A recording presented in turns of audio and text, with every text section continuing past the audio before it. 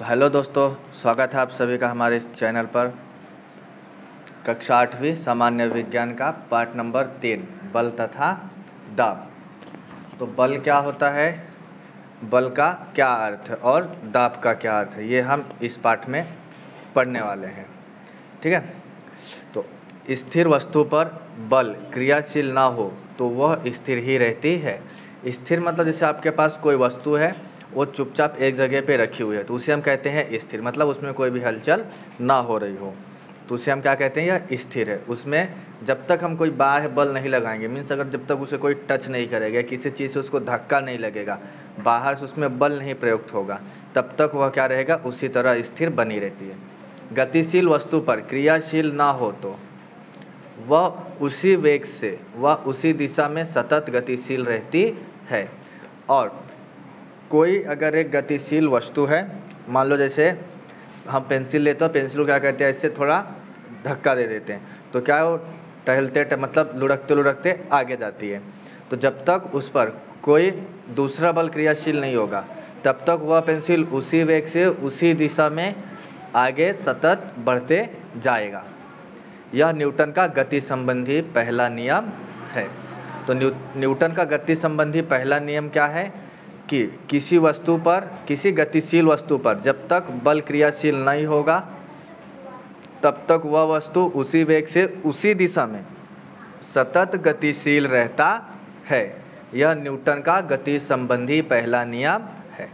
तो ये आप लोगों को याद कर लेना है बच्चों। ओके। देन उसके बाद आता है संपर्क व असंपर्क बल, that is contact and non contact forces. अब ये क्या है देखते हैं हम।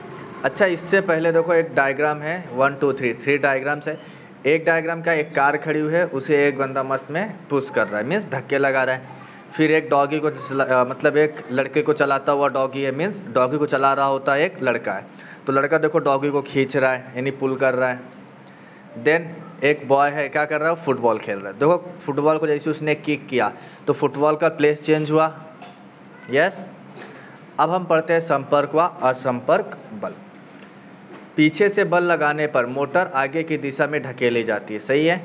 मोटर कार में अगर हम पीछे से बल लगाएंगे तो कहाँ जाएगी, आगे की तरफ। रूट कर बैठे हुए कुत्ते को लड़का खींचता है। ये देखो रूट कर लड़का बैठा तो उसको कुत्ता खींच रहा है, मतलब कुत्ता रूठा हुआ है तो उसको कौन खींच रहा है, लड़का खींच रहा है। और फुटबॉल खेलने वाला लड़का पैर से गेंद को ढकेलता है। इससे क्या स्पष्ट होता है, दो वस्तु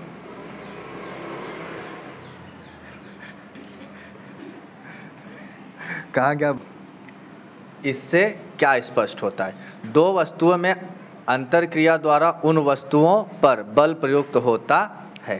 ये जो वस्तुएं हैं इन पर क्या हो रहा है, बल प्रयुक्त हो रहा है। आकृति 3.2 मिल गया। हाँ, चुंबक के ध्रुवों, ध्रुव क्या होते हैं, मतलब जो चुंबक होता है उसको तोड़ने के बाद जो दो हिस्से निकल गए तो उसको हम क्या बोलते हैं, ध्रुव बोलते हैं। तो ध्रुवों की ओर लोहे की आलपिने चुंबकीय बल के कारण आकर्षित होती हैं और चिपकती हैं, यह दिखाया है। सही है पहले आकृति में। ओके। अब आगे, नारियल के पेड़ से नारियल नीचे गिर रहा है। गुरुत्व बल के कारण पिंड पृथ्वी की ओर आकर्षित होते हैं। ये जो गुरुत्वाकर्षण का बल होता है उसी बल के कारण किसी भी चीज़ को अगर हम ऊपर फेंकेंगे तो वह नीचे की तरफ ही आता है। बालों पर रगड़ी हुई कंघी की ओर टेबल पर रखे गए कागज के टुकड़े आकर्षित होते हैं। यह छोटा सा एक्सपेरिमेंट आप भी कर सकते हो। कंघी तो सबके घर में होगी। क्या करना है, कंघी लेना है, उसको मस्त में बाल में रगड़ना एकदम अच्छे से, और पेपर फाड़ फाड़ के छोटे छोटे टुकड़े करके फिर उस कंघी को रगड़ के क्या करना है, पेपर के पास लेके जाना है। उससे क्या होगा, जो टेबल के ऊपर पेपर रखे होंगे आपके कंघी में क्या होंगे, चिपकने लगेंगे। आपकी कंघी क्या बन जाएगी, एक चुंबक बन जाएगी। ठीक है। तो देखते हैं वो क्यों बाल, मतलब क्यों कंघी के ऊपर वो पेपर चिपकते हैं, तो आकर्षित होते हैं। कंघी पर स्थिर विद्युत आवेश होने के कारण, कंघी पर कौन सा आवेश होता है, विद्युत आवेश, स्थिर विद्युत आवेश, एवं टुकड़ों पर प्रेरित विद्युत आवेश होने के कारण, टुकड़ों में कौन सा आवेश होता है, प्रेरित होने के कारण कंघी और टुकड़ों में स्थिर विद्युत बल प्रयुक्त होता है और कागज के टुकड़े कंघी पर चिपकते हैं। आकृति 3.1, फिर से ऊपर वाली आकृतियों में आ जाते हैं। पिंडों का एक दूसरे के साथ सीधे संपर्क के कारण अथवा एक और पिंड के द्वारा किए गए संपर्क के कारण बल प्रयुक्त हुआ दिखाई देता है। हमने जो आकृतियाँ 3.1 में 3 आकृति देखी हैं, इन तीनों आकृति में हम देख सकते हैं कि इनमें जो बल लगाने वाला इंसान है या जो बल लगाने वाला सोर्स है वो क्या है, डायरेक्ट कनेक्टेड है जिस वस्तु पे बल लग रहा है। लेकिन जो 3.2 में हम आकृति दिखा रहे हैं या देख पा रहे हैं, उन आकृतियों में क्या है, जो बल है वो डायरेक्ट लग रहा है, लेकिन उसका जो सोर्स है वो डायरेक्ट कनेक्टेड है क्या, ऑलरेडी नहीं, चुंबक दूर रखा हुआ है, उस पे हम कीले पास लाएंगे थोड़ा थोड़ा तो अपनी ओर आकर्षित कर लेता है। टेबल पे कंघी रखी, टेबल पे पेपर रखे हुए हैं और कंघी जब हम रगड़ेंगे हेयर पे और वहाँ पे लाएंगे तो अपने आप क्या हो रहा है, अट्रैक्ट हो रहा है। अंडरस्टूड। तो ये क्या है, जो 3.1 है ये क्या है, संपर्क बल के उदाहरण है। और जो 3.2 में उदाहरण हमने पढ़ा ये क्या है, असंपर्क बल के उदाहरण है। अंडरस्टूड। फिर अब स्नायु बल क्या होता है, पेशीय बल क्या होता है। स्नायु बल यानी पेशीय बल यह संपर्क बल का उदाहरण होता है। किसका उदाहरण है ये, संपर्क मीन्स स्नायु मतलब हमारे बाहों में कितनी ताकत है उसे हम क्या कहते हैं, स्नायु बल। यह हमारे स्नायु यानी पेशियों की, बोलते हैं ना मांसपेशियां हमारे शरीर में होती हैं, तो की मदद से पिंडों पर प्रयुक्त किया जाता है। उठाना है ना टीचर, सॉरी, उठाना, ढकेलना, खींचना, ऐसी अनेक क्रियाओं में यह प्रयुक्त होता है। अगर कुछ उठा रहे हैं या कुछ ढकेल रहे हैं, किसी को खींच रहे हैं, तो वहाँ पर यह बल क्या होता है, प्रयुक्त होता है। इसके विपरीत उठाना, ढकेलना, खींचना, ऐसी अनेक क्रियाओं में यह प्रयुक्त होता है। इसके विपरीत चुंबकीय बल, गुरुत्वीय बल, स्थिर बल जैसे बल किसी प्रकार के संपर्क के बिना ही प्रयुक्त हो जाते हैं। ऐसे बलों के लिए हमें संपर्क में आना नहीं पड़ता, इसलिए इन्हें हम क्या कहते हैं, असंपर्क बल के उदाहरण। किसी गेंद को मेज पर रखकर उसे हल्का सा धक्का देने पर वह थोड़ा आगे जाकर धीमा होते होते रुक जाता है ना, ठीक है। समतल रास्ते पर गतिशील वाहन इंजन बंद करने के बाद थोड़ी दूर जाकर रुकता है, नहीं तो इंजन बंद किया तुरंत रुकना चाहिए ना, लेकिन नहीं, वो क्या होता है, थोड़ा आगे जाकर रुकता है। ऐसा क्यों होता है भी हम आगे देखेंगे। टेबल का और जमीन का पृष्ठभाग और उस पर गतिशील वस्तु, इनमें पाए जाने वाले घर्षण बल के कारण ऐसा घटित होता है। तो जब हम इंजन बंद करते हैं उसके बाद भी गाड़ी आगे जाती है तो उसे हम क्या कहते हैं, उस पर कौन सा बल लगा होता है, घर्षण बल। क्या लगा होता है, घर्षण बल। समझा, ठीक है। घर्षण बल मतलब क्या, जैसे टायर बार बार रोड से घूम रहे थे ना चिपक कर, उसे हम क्या कहते हैं, घर्षण बल। फिर उसी तरह अगर हम जब गेंद को ढकेलते हैं तो उस पर भी क्या लगा होता है, घर्षण बल। वो जमीन से घस रहा होता है ना, तो उससे हम क्या बोलते हैं, घर्षण बल, ठीक है। घर्षण बल नहीं होता तो न्यूटन के पहले गति संबंधी नियमानुसार पिंड गतिशील ही रहता। जैसे न्यूटन सर ने हमें बताया था पहले नियम में कि गतिशील कोई वस्तु है, जैसे हमने बताया था ना, पेंसिल को धक्का दे देंगे तो वो जाते रहेगा, तो उसी तरह। लेकिन ऐसा होता है क्या रियल में, क्योंकि किसी को धक्का दिया तो जाते ही रहता है, नहीं, थोड़े दूर जाकर क्या होता है, रुक जाता है। तो वो रुकता क्यों है, घर्षण बल के कारण, ठीक है। अगर ये घर्षण बल नहीं होता तो न्यूटन का गति संबंधी पहला नियम ही चलते रहता। मीन्स नियम के अनुसार क्या होता कि वो गेंद जाती ही रहती, रुकती क्या, कभी नहीं रुकती। समझा। जैसे किसी ऊंचाई से नीचे की तरफ कोई गेंद फेंको या छोड़ दो तो वो गेंद जब तक पूरी नीचे नहीं पहुंच जाएगी समतल जमीन तक, तब तक रुकती है क्या, नहीं रुकती है। तो वो और बल होता है। बट घर्षण बल क्या होता है, समतल जमीन पे फेंकने के बाद वो क्या होती है, थोड़ी दूरी जाकर रुक जाती है। घर्षण बल दैनिक जीवन में अत्यंत उपयुक्त होता है।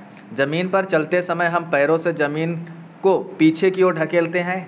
आपने आज तक किसी ने ऑब्जर्व किया है कि जब हम चल रहे होते हैं ना, तो हम आगे तो चल रहे होते हैं लेकिन हम जमीन को कहाँ ढकेल रहे होते हैं, पीछे। तो इसका दो रिजल्ट मतलब बोल सकते हैं हम लोग दो तरह से। एक क्या बोल सकते हैं कि हम जमीन को पीछे ढकेलते हैं तो जमीन पीछे जाती है, हम वहीं खड़े रहते हैं, एक ये हो सकता है। और दूसरा क्या होता है, लेकिन ऐसा होता है क्या, नहीं, हम आगे जाते हैं, जमीन कहाँ रहती है, वहीं रहती है। सही है। देन घर्षण बल ना हो तो हम फिसल कर गिर जाएंगे। घर्षण ये ना जिसके कारण हमारा क्या होता है, पैर थोड़ा बैलेंस रहता है। अदरवाइज जैसा निरमा साबुन डालो टाइल्स के ऊपर और उस पर चलो तो फिसल जाओगे, क्योंकि उसमें क्या होता है, घर्षण नहीं होता, उसमें एकदम चिकनाहट होती है। समझा। इसलिए हम वहाँ पर गिर जाते हैं। घर्षण बल यह सभी गतिशील पिंडों पर प्रयुक्त होता है। वह गति की दिशा के विपरीत दिशा में प्रयुक्त होता है। घर्षण बल क्या होता है, हम जिस गति में जा रहे होते हैं उसकी विपरीत दिशा में प्रयुक्त होता है घर्षण बल। घर्षण बल कभी भी ना सीधी दिशा में नहीं चलता, क्या होता है विपरीत दिशा में। रास्तों पर गिरे केले के छिलके पर से फिसलते हुए किसी को तुमने देखा है कि केले के छिलके से कोई फिसल कर गिर गया हो? देखा है? नहीं देखा? अभी हम दिखाते हैं, रुको। उसी प्रकार कीचड़ के कारण भी लोग फिसलते हैं, ये देखे रहोगे जरूर बारिश के मौसम में। ये दोनों उदाहरण घर्षण कम होने के कारण घटित होते हैं। जैसे अभी मैं बता रहा था, निरमा पानी साबुन जमीन में फेंक दो, उसके ऊपर चलो तो फिसल जाओगे। क्यों? क्योंकि वहाँ पे घर्षण लगभग ना के बराबर होता है। इसीलिए लोग केले के छिलके से भी गिर जाते, कीचड़ में भी फिसल के गिर जाते, ना जाने कहाँ कहाँ फिसल के गिर जाते आजकल तो। ठीक है, आगे संपर्क व असंपर्क बल। प्रयुक्त होने वाले कुछ अन्य उदाहरणों की सूची बनाओ तथा किस प्रकार के बल हैं यह लिखो। ठीक है, तो ये सूची आप लोग का होमवर्क है। प्लास्टिक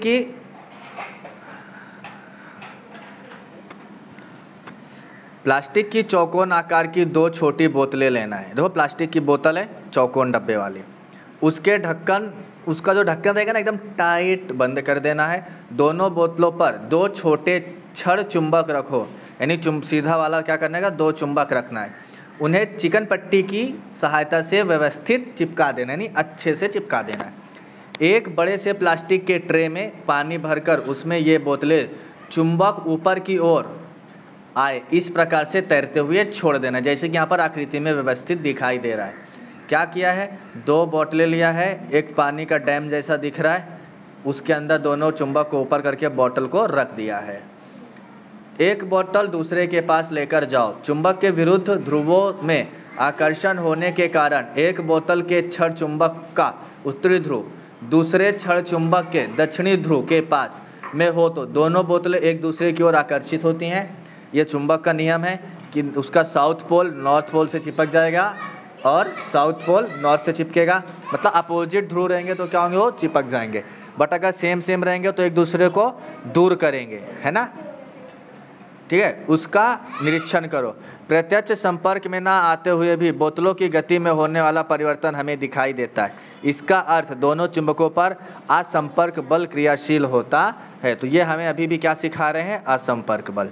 तो असंपर्क बल सीधी तरह से अगर कहा जाए तो डायरेक्ट किसी चीज के संपर्क में ना आने से भी अगर कोई बल प्रयुक्त हो जाता है तो उसे हम क्या कहेंगे, असंपर्क बल। ठीक है, लेकिन इससे पहले जो हमने पढ़ा था उठाना, ढकेलना, खींचना, ये सब कैसे संपर्क होने वाले बल हैं।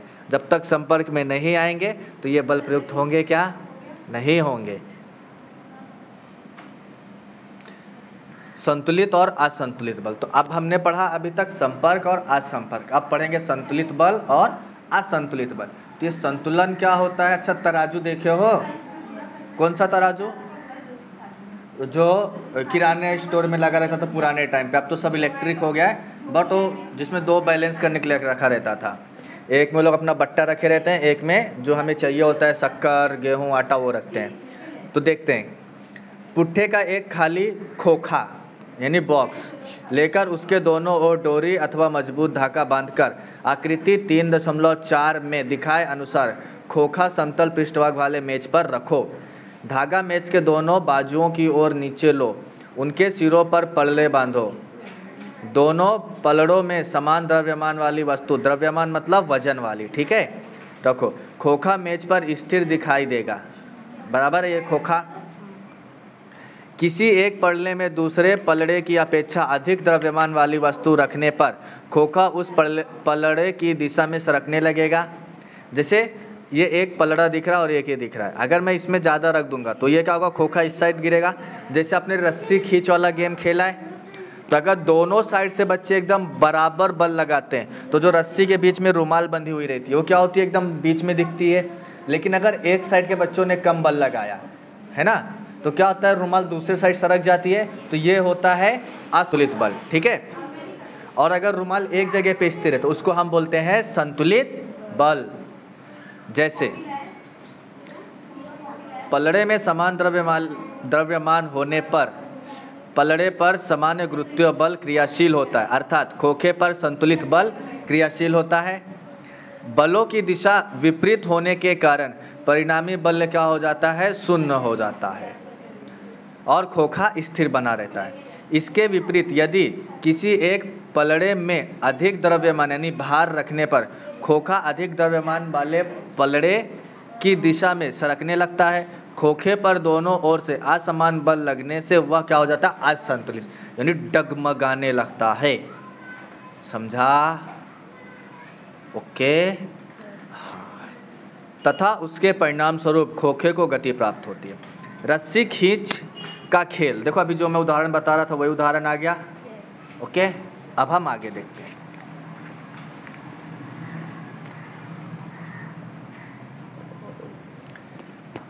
जैसे यहाँ पे कुछ उदाहरण का परिणाम दिया हुआ है। पहला है, किसी वस्तु पर एक ही दिशा में अनेक बल लगाने पर उनके योगफल के बराबर उस वस्तु पर बल प्रयुक्त होता है ना। देखो कोई एक वस्तु है, उस पर बहुत सारे बल एक ही दिशा में लगाना है, तो जब जितने सारे बल हम लगाएंगे उसमें सबको जोड़ देंगे तो उन बलों को जोड़ने के बाद जो रिजल्ट आएगा कुल मिलाकर उतना बल उस वस्तु पर लग रहा होता है एक साथ। यदि दो बल एक ही वस्तु पर परस्पर विपरीत दिशा में लगाए जाएं तो उनके अंतर के बराबर बल उस वस्तु पर प्रयुक्त होता है। और अगर हम एक ही साथ एक ही वस्तु को दो तरफ से अगर हम धक्का देते हैं तो उनके बलों में जो अंतर आएगा उसी अंतर को हम क्या बोलेंगे कि इतना बल इस वस्तु पर लग रहा है। और अगर वस्तु कुछ भी नहीं हिली डुली मतलब बल जीरो। बल यह परिणाम तथा दिशा इन दोनों द्वारा व्यक्त किया जाता है, इसलिए बल क्या है, एक सदिश राशि है। सदिश मतलब जिसमें दिशा होती है। बल यह क्या है, परिमाण, परिमाण मतलब कितना हो रहा है, और दिशा मतलब किस दिशा में हो रहा है, व्यक्त करता है। इसीलिए बल क्या है, एक सदिश राशि है। अंडरस्टूड? नेक्स्ट, बल के कारण स्थिर पिंडों को गति प्राप्त होती है। गतिशील पिंड को चाल तथा दिशा बदलती है। बल के कारण जो पिंड स्थिर होते हैं उनको गति मिलती है, और जो गतिशील पिंड होते हैं उनको और तेज गति मिलती है, और क्या होती है, उनकी चाल बदलती है और दिशा भी बदलती है। उसी प्रकार गतिशील वस्तु को स्थिर करने के लिए भी बल आवश्यक होता है ना। गाड़ी चल रही होती है तो उसमें ब्रेक लगाते हैं ना, ब्रेक भी क्या होता है, एक तरह का घर्षण बल होता है। उसी प्रकार बल के कारण वस्तु का आकार भी बदला जा सकता है। हम लोग जो गहने और ये जो कोई भी चीज़ देखते हैं सब में बल लगा लगा कर उसका क्या होता है, आकार बदला जाता है। ठीक है। आटे को गूंथते समय आटे के गोले को बल लगाने पर उसके आकार में परिवर्तन होता है। कुम्हार घड़े को आकार देते समय विशेष दिशा में बल लगाता है। रबर बैंड को खींचने पर उसका प्रसरण यानी वो फैलता है। ऐसे अनेक उदाहरण हैं कि बल लगाने के कारण क्या होता है, आकार में परिवर्तन होता है। अंडरस्टूड? अब हम क्या पढ़ेंगे, जड़त्व। बल के कारण पिंड की स्थिर स्थिति का बदलना हमने देखा है। बल लगाएंगे तो उसका स्थिति, पोजीशन क्या होता है, बदलता है। बल के बिना पदार्थ की गति जिस अवस्था में है उसी अवस्था में रहने की प्रवृत्ति दिखाता है। नीचे कुछ उदाहरण, जैसे स्थिर अभी पढ़ रहे थे ना हम लोग कि जब तक उसमें बल नहीं लगेगा तो क्या रहता है, स्थिर रहता है। तो ये वही होता है कि जब तक बल नहीं लगेगा तब तक वो स्थिरता अपनी बनाए रखता है। एक कृति दिया हुआ है, एक कांच के गिलास पर पोस्ट कार्ड रखो, उस पर 5 रुपए का सिक्का रखो। अब पोस्ट कार्ड को हाथ की उंगली की सहायता से टक्कर मारो, सिक्का सीधा गिलास में गिरता है। क्या यह देखा है? गिलास लेने का, सीधा रखने का, उसके ऊपर पोस्ट कार्ड यानी पतला पेपर जैसा या पुट्ठा रखने का, उससे 5 रुपए का सिक्का रखने का, पुट्ठे को तेज से मार देने का, पुट्ठा बाहर चला जाएगा और जो सिक्का रहेगा वो सीधा उसी जगह से गिलास पे घप्प से गिर जाता है। क्यों? क्योंकि सिक्का गतिशील नहीं होता है। सिर्फ क्या गतिशील होता है, जब हम धक्का मारते हैं तो वो पेपर, समझा। पुट्ठे पे क्या लग रहा होता है, स्थिर बल यानी जड़त्व। कृति 2, एक लोहे के स्टैंड पर किसी एक धागा एक की सहायता से एक आधे किलोग्राम द्रव्यमान का बाट लगाओ यानी वजन बांध देना है। उस बाट का दूसरा भाग बांधकर लटकता हुआ रखो। अब धागे 2 को झटका देकर नीचे खींचो। धागा 2 टूटता है परंतु बाट नीचे नहीं गिरता, भारी वस्तु हिलती नहीं। राइट है। अब धागा 2 धीरे धीरे नीचे खींचो। धागा 1 क्या होगा, टूट जाएगा और वह बाट को नीचे गिराता है। इसका मुख्य कारण अर्थात धागा 1 पर बाट के कारण आया हुआ तनाव होता है। ठीक है। आप देखो दाब क्या होता है, यानी प्रेशर। कुकर सीटी मारता है, हाँ, तो सीटी क्यों मारता है? प्रेशर के कारण, उसको प्रेशर रहता है। अंडरस्टूड? तुम लोग को प्रेशर आता है, टॉयलेट सर पूछते हो ना सर को, तो ऐसे प्रेशर कुकर को भी आता है। तो वो क्या करता है? वो सीटी मारता है। वो जैसी सीटी मारेगा प्रेशर आएगा, तो अरे हाउस वाइफ आएंगे, क्या करते हैं? उसको गैस को स्लो करते हैं, तो प्रेशर क्या हो जाता है उसका? कम। तो सीटी मारना क्या कर देता है? बंद। जैसे जब तक तुम लोग को सर टॉयलेट नहीं जाने देंगे तब तक चिल्लाते रहोगे ना, सर टॉयलेट, सर एक नंबर, बराबर। उसी तरह कुकर भी चिल्लाता है, प्रेशर आया, लेकिन वो सीटी मारता है, वो बोल नहीं सकता ना अपने तरह।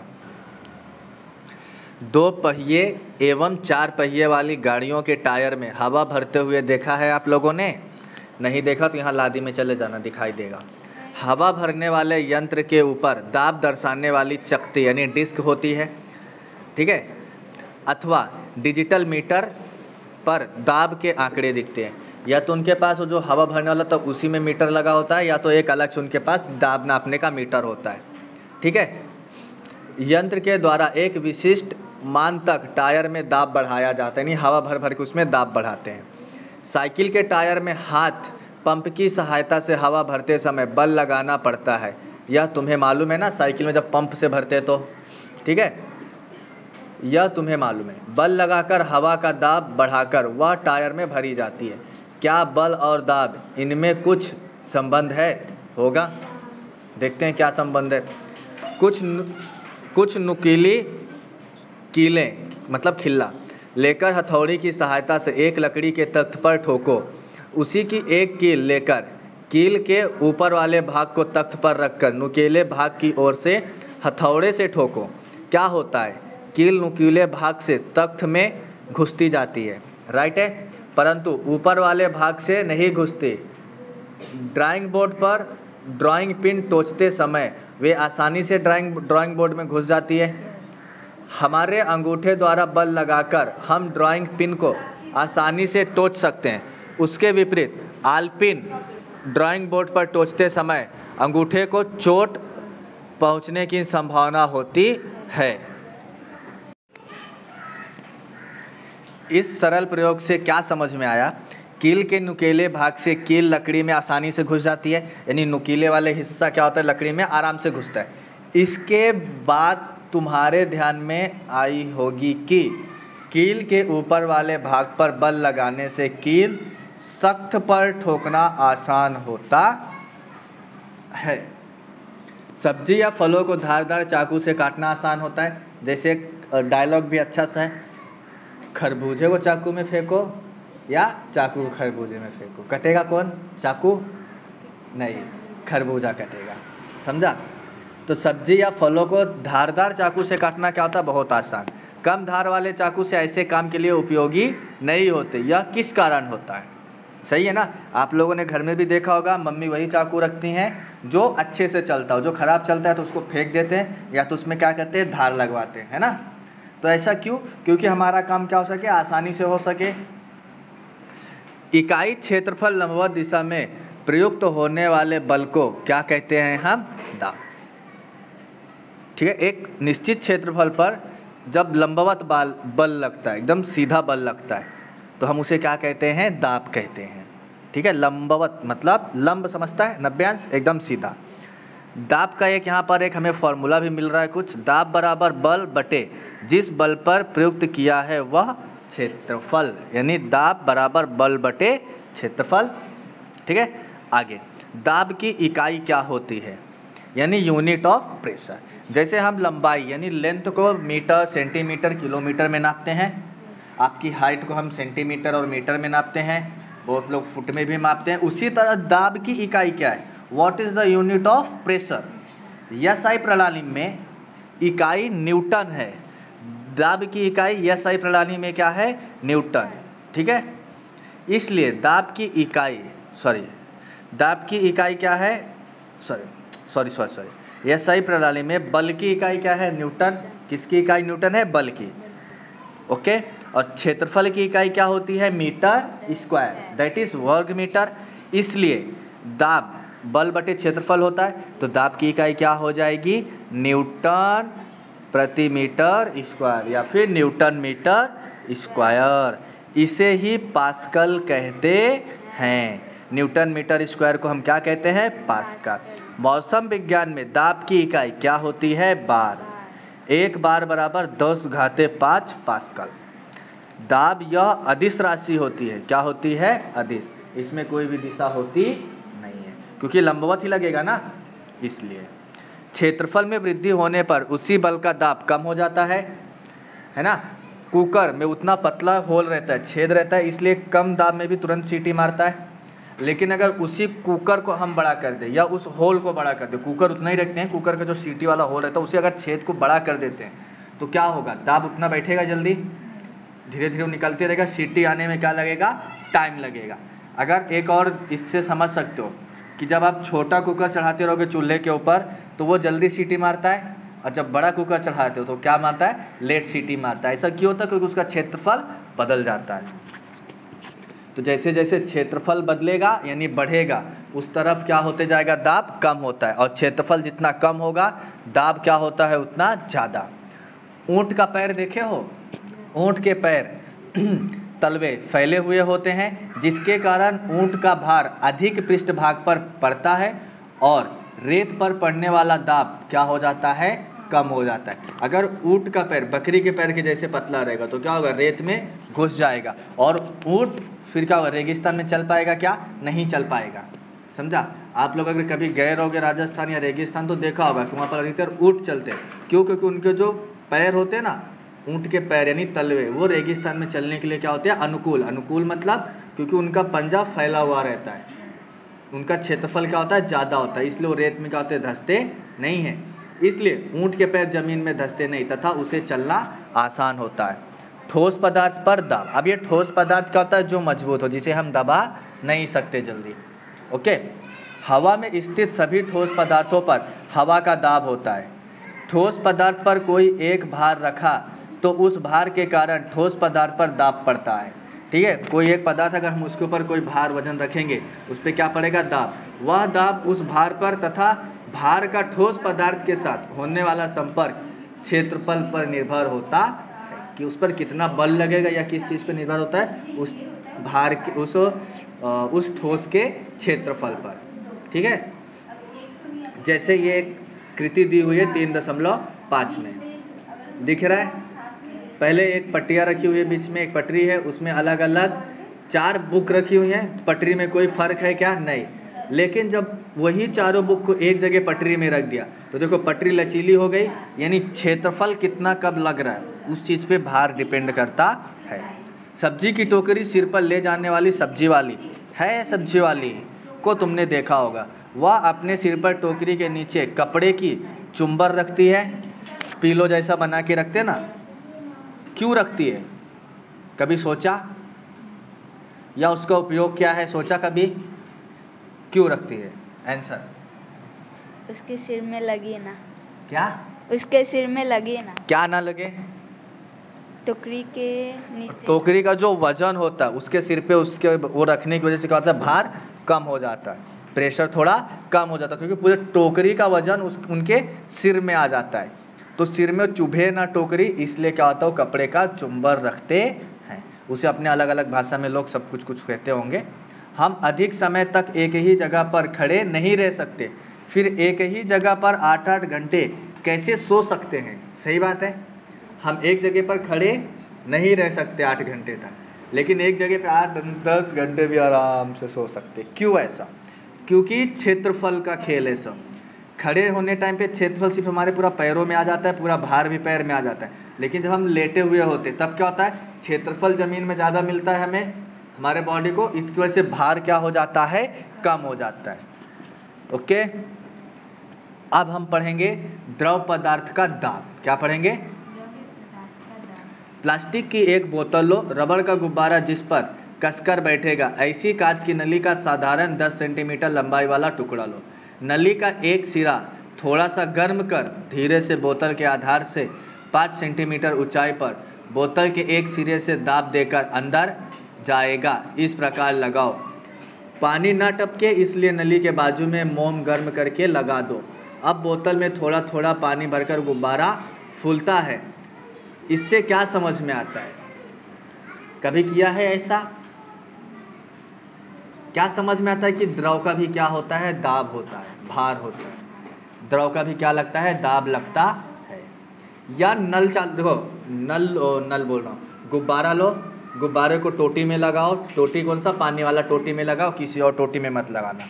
तो पानी वाली टोटी में लगाएंगे तो इसी नल चालू करेंगे तो पानी तो द्रव के रूप में होता है, तो वो द्रव जैसे गुब्बारे में घुसता है तो गुब्बारा क्या होता है, फूलता है। होली के टाइम पे बहुत लोग पिचकारी से ऐसे भरते हैं ना, तो यानी इससे क्या समझ में आता है कि द्रव में भी दाब होता है।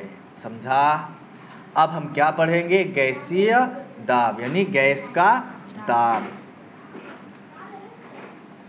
कोई एक गुब्बारा मुंह से फुलाते समय वह चारों ओर फूलता रहे, और गुब्बारे से ही हम गैसीय दाब का ही पता लगा सकते हैं। गैस मतलब हवा, यानी गैस में भी क्या होता है, दाब होता है ना।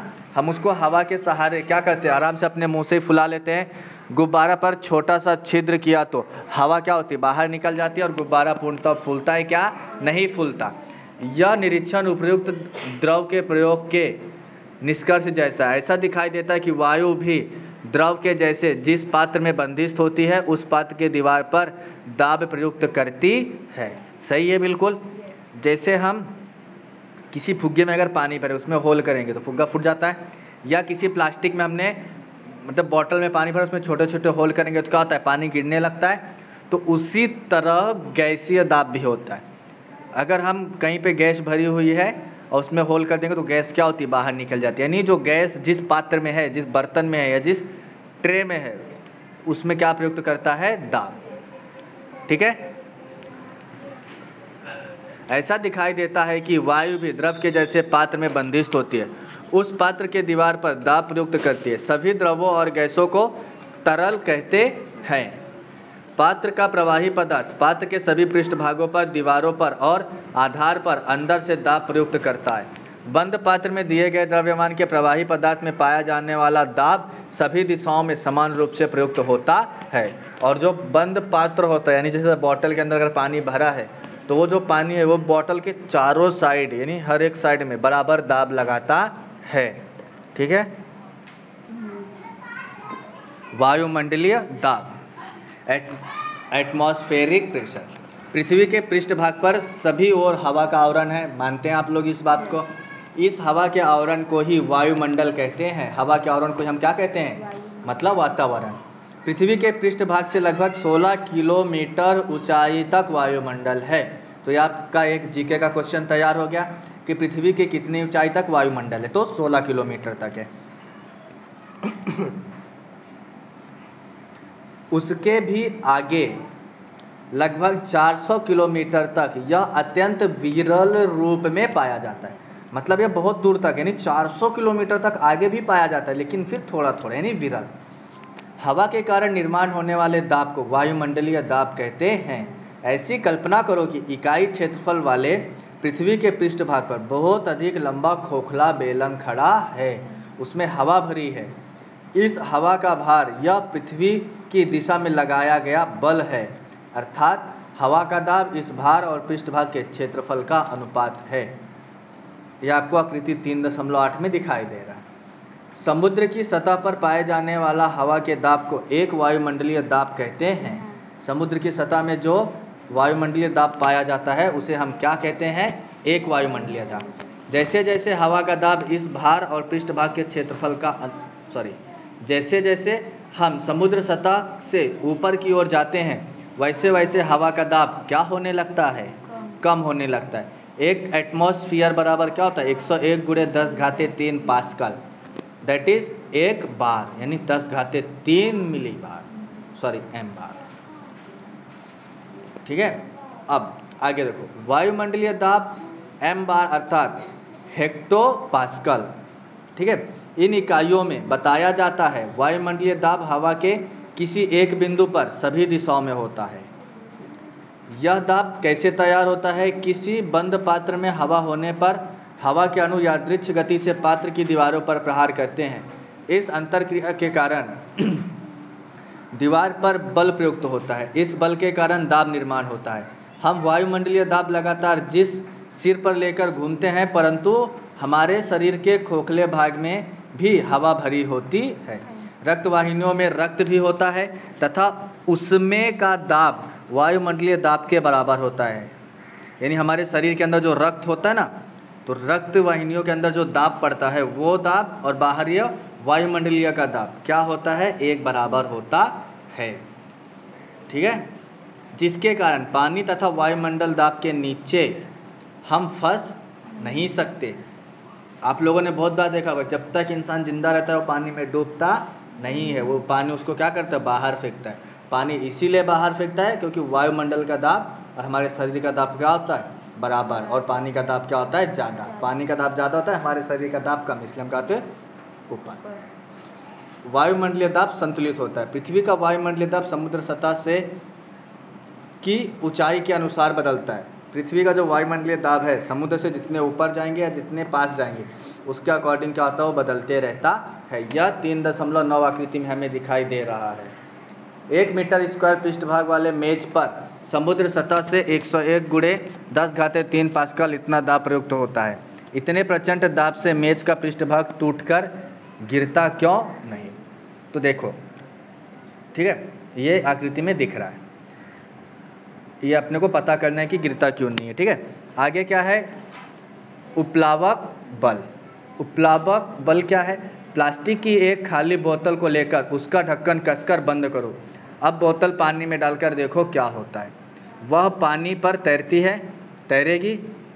बोतल को नीचे पानी में ढकेलने पर वह नीचे जाती तो है, देखा है, ढकेलने पर भी बोतल पानी के ऊपर आकर तैरती है। नीचे तो जाएगी जब उसको ढकेलेगी, लेकिन क्या होता है, वापस जैसे हम हाथ हटाएंगे बोतल वैसे ही क्या होता है, ऊपर आ जाता है। प्लास्टिक की खोखली गेंद भी इसी तरह होती है।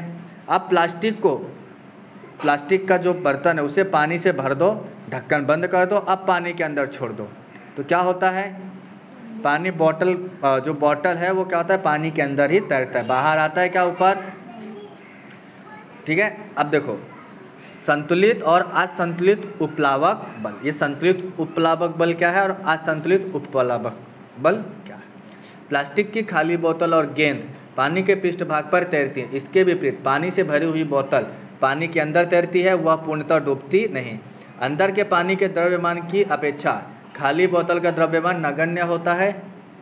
ऐसी बोतल पूर्णतः डूबती नहीं तथा ऊपर भी आती नहीं। इसका अर्थ, पानी में भरी बोतल पर नीचे की दिशा में प्रयुक्त गुरुत्वीय बल Fg, यानी गुरुत्वीय बल, फोर्स ऑफ ग्रेविटेशन, उसके विपरीत ऊपर की दिशा में प्रयुक्त बल Fb द्वारा संतुलित होता है।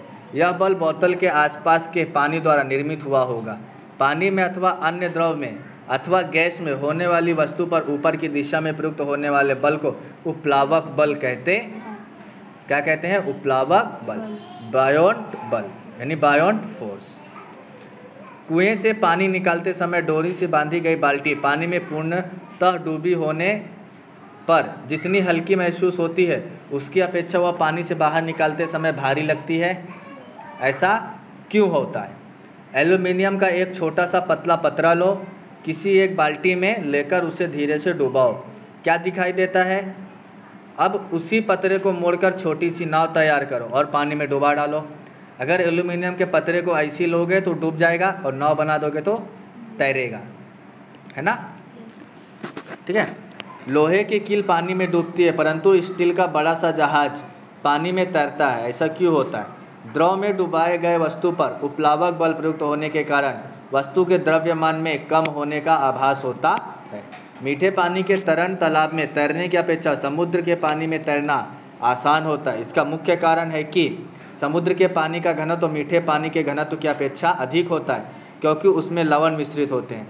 इस पुस्तक में तुमने गिलास में पानी भरकर उसमें नींबू डालने पर वह डूबता है, परंतु उस पानी में 2 चम्मच नमक घोलकर मिश्रित कर उसमें मात्र नींबू तैरता है। इसका अध्ययन किया है। पानी का घनत्व तो नमक से बढ़ता है, ठीक है। यहाँ उपप्लावक बल गुरुत्वीय बल की अपेक्षा अधिक होता है। इस उदाहरण से स्पष्ट होता है? उपप्लावक बल 2 बातों पर निर्भर करता है। पहला, वस्तु के आयतन पर, यानी उसका आयतन कितने में भरा हुआ है, और द्रव का घनत्व, यानी उसका घनत्व कितना है। द्रव में डूबे हुए वस्तु का आयतन अधिक होने पर उपप्लावक बल क्या होता है? अधिक। यानी जो द्रव में डूबा हुआ वस्तु अगर उसका आयतन ज़्यादा तो उसमें बल क्या लगेगा, उपप्लावक बल ज़्यादा लगता है। और जितना अधिक घनत्व होता है उतना उपप्लावक बल भी क्या होता है, अधिक होता है। ठीक है, आगे आर्किमिडीज का सिद्धांत। आर्किमिडीज का सिद्धांत क्या था, अब हम वो देखेंगे। आकृति 3.11 यानी 11 में दिखाए अनुसार बड़ा सा रबड़ सा बैंड लेकर उसके एक बिंदु पर काट दो। उसके एक सिरे का स्वच्छ धोया हुआ एक छोटा सा पत्थर अथवा 50 ग्राम का बाट बांधो। अब रबड़ बैंड का दूसरा सिरा उंगली से पकड़कर वहाँ पेन से चिन्हित करो। पत्थर हवा में लटकाते हुए रखकर उपयुक्त चिन्ह से लटकते हुए पत्थर तक रबड़ की लंबाई मापो। अब पात्र में पानी भरकर पत्थर उसमें डूबेगा, ऐसी ऊंचाई तक उसे पकड़ो। ठीक है, आगे अब फिर से रबड़ की लंबाई मापो। क्या दिखाई दिया, यह लंबाई पहले की अपेक्षा कम हुई दिखाई दी। पानी में पत्थर डुबाने पर तने हुए रबड़ की लंबाई धीरे धीरे कम हो जाती है और पत्थर पानी में पूर्णतः डूबने पर सबसे कम होती है। लंबाई पानी में कम होने का क्या कारण है, पानी में पत्थर डूबने पर उस पर ऊपर की दिशा में उपप्लावक बल प्रयुक्त होता है और प्रयुक्त का भार नीचे की दिशा में प्रयुक्त होता है, पत्थर का भार, जिसके कारण नीचे की दिशा में प्रयुक्त किया गया कुल बल क्या हो जाता है, कम। इस उपप्लावक बल का परिणाम कितना है, वह किसी भी द्रव के लिए समान होता है क्या, सभी वस्तुओं पर उपप्लावक बल क्या समान परिणाम का होता है। इन प्रश्नों के उत्तर आर्किमिडीज के सिद्धांत में अंतर्भूत है। यह सिद्धांत इस प्रकार है कि कोई वस्तु किसी तरल पदार्थ में अंशतः अथवा पूर्णतः डुबाने पर उस पर ऊपर की दिशा में बल प्रयुक्त होता है। कोई भी वस्तु आप पानी में या किसी तरल पदार्थ में डुबाओगे तो उसमें ऊपर की दिशा में बल प्रयुक्त होता है। वस्तु द्वारा विस्थापित किए गए तरल पदार्थ के भार के बराबर होता है, और जो बल होता है ना वह उस वस्तु द्वारा विस्थापित किए गए यानी जो इतना तरल पदार्थ को घेरता है उसके बराबर होता है। ठीक है, अब आगे देखते हैं इसमें पेज नंबर 21 में पदार्थ का घनत्व और सापेक्ष घनत्व। घनत्व का फॉर्मूला दिया हुआ है द्रव्यमान बटे आयतन, और घनत्व की इकाई SI प्रणाली में क्या होती है, किलोग्राम प्रति मीटर घन। पदार्थ की शुद्धता निश्चित करते समय घनत्व यह गुणधर्म उपयोगी होता है। पदार्थ का सापेक्ष घनत्व पानी के घनत्व के साथ तुलना करने पर व्यक्त किया जाता है। सापेक्ष घनत्व सापेक्ष घनत्व का क्या सूत्र है, पदार्थ का घनत्व बटे पानी का घनत्व। यह समान इकाई का अनुपात होने के कारण इसकी यह इकाई रहित होता है, इसकी कोई भी इकाई होती नहीं है। सापेक्ष घनत्व को पदार्थ का विशिष्ट गुरुत्व भी कहते हैं। तो ये था माय डियर 8th स्टैंडर्ड के स्टूडेंट्स हमारा पार्ट नंबर 3 बल और दाब। आई होप आप लोग को अच्छे से समझा होगा। नहीं समझा हो तो कमेंट करके पूछ सकते हैं कहाँ का पॉइंट आपको नहीं समझ में आया है। Thank you.